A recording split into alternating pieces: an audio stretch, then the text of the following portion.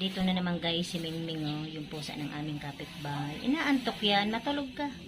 Dali, tulog na. Parang malungkot ka Mingming ah.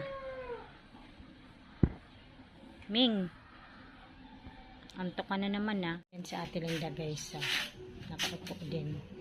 Oh, si Mingming, ayan. Parang malungkot si Mingming. Inaantok lagi.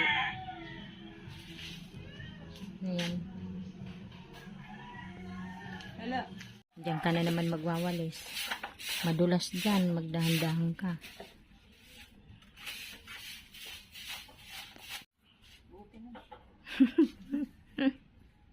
Ang lakas ng ulan dito ngayon guys.